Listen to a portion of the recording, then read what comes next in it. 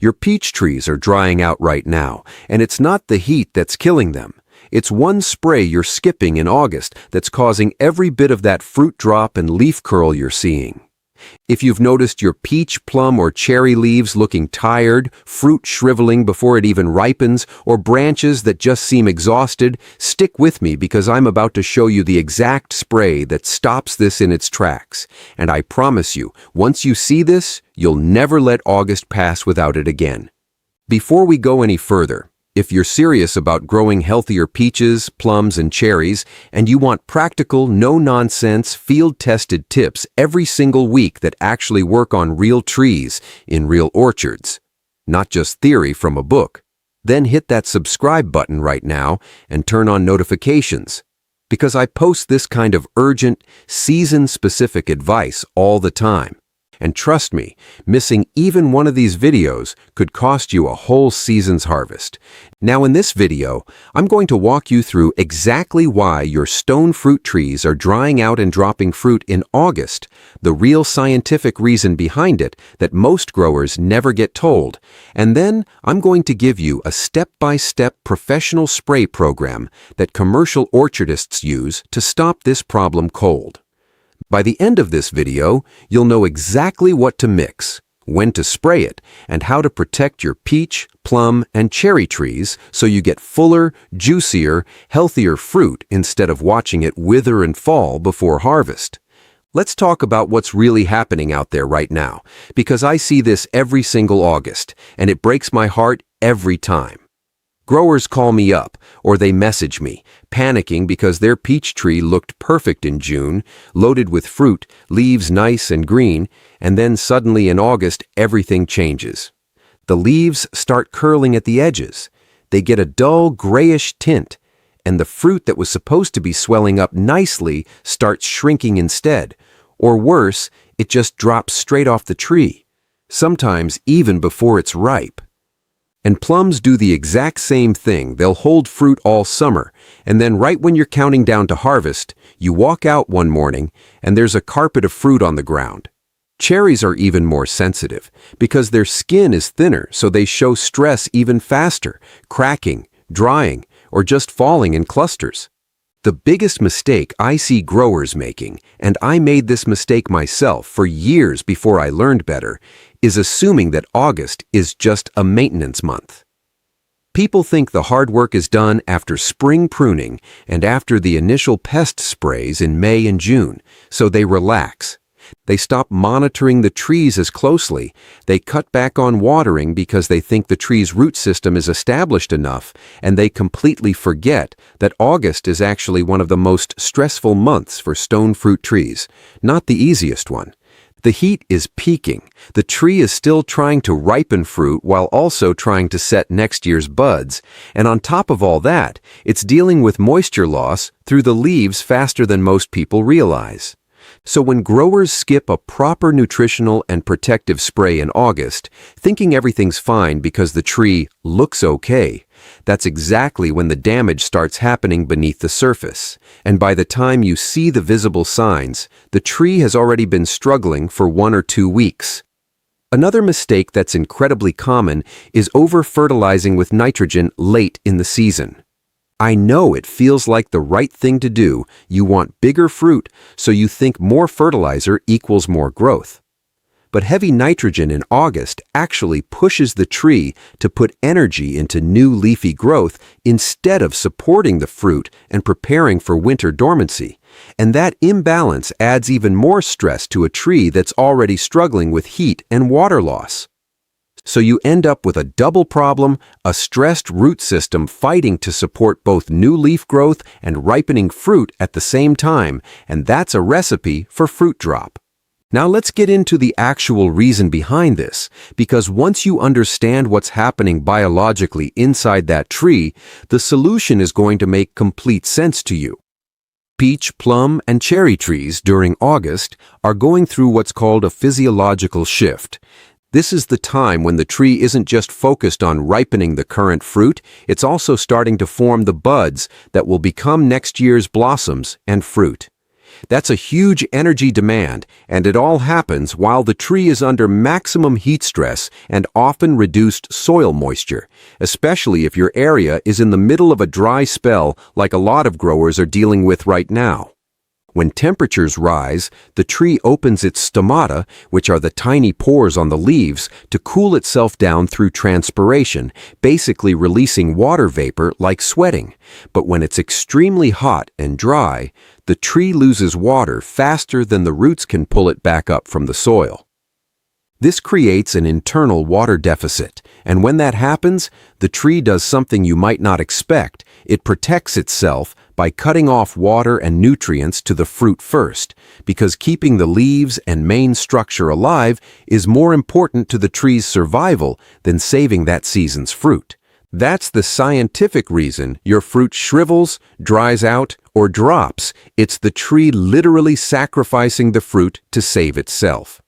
On top of that, calcium and potassium levels inside the fruit and leaf tissue become extremely important during this stage. Calcium helps strengthen the cell walls of the fruit, which is what prevents cracking and keeps the fruit firm as it swells. Potassium regulates water movement within the plant and helps the tree manage that internal stress from heat. When a tree is deficient in either of these, even slightly, the fruit becomes far more vulnerable to drying, shrinking, and eventually dropping, because the internal structure of the fruit just isn't strong enough to hold on to moisture under stress. This is exactly why regular watering alone doesn't fix the problem, because you can have plenty of water in the soil, but if the tree can't access or utilize potassium and calcium properly, that water isn't reaching the fruit the way it should.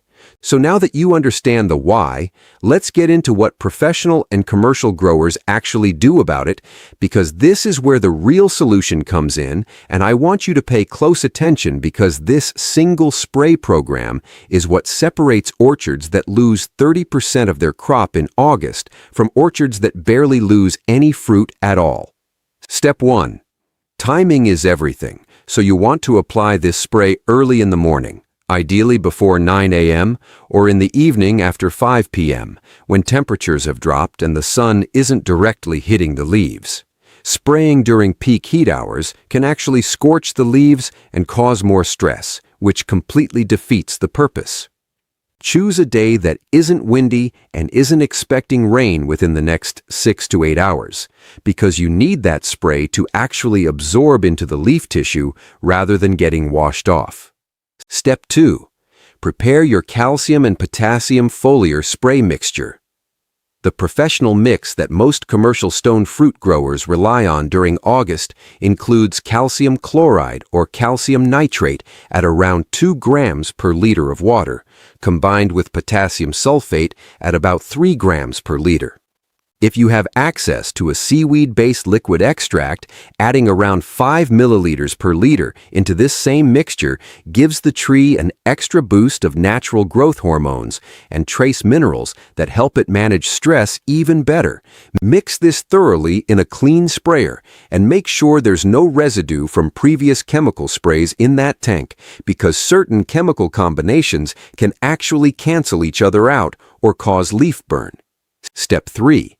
Apply the spray directly and evenly across the entire canopy, focusing especially on the underside of the leaves, because that's where the stomata are located, and that's where absorption happens most efficiently.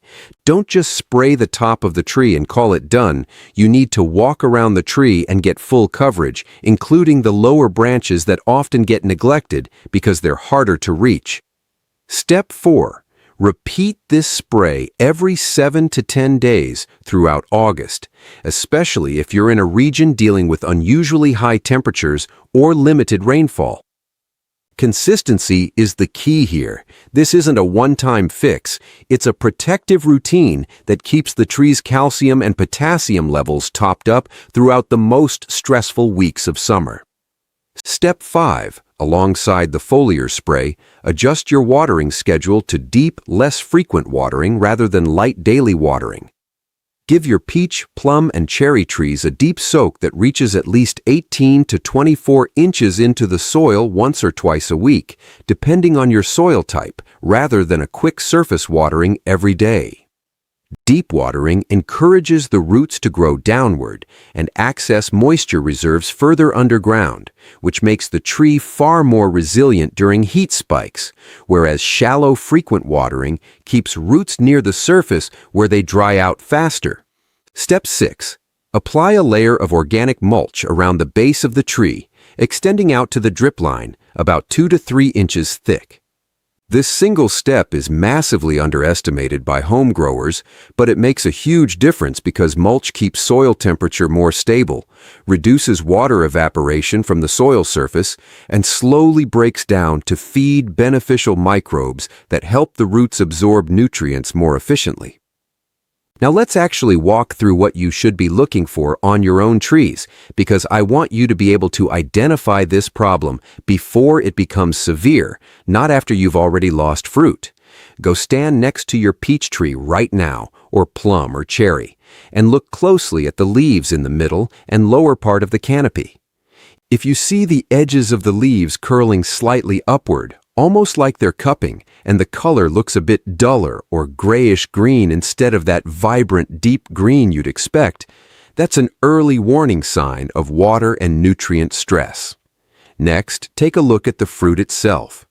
Gently hold a peach or plum in your hand, and if it feels lighter than it should for its size, or if the skin looks slightly wrinkled or has started to pucker near the stem end, that fruit is already losing internal moisture faster than the tree can replace it. On cherries, look for any fruit that has a slightly shriveled or matte appearance instead of that glossy, plump look healthy cherries have.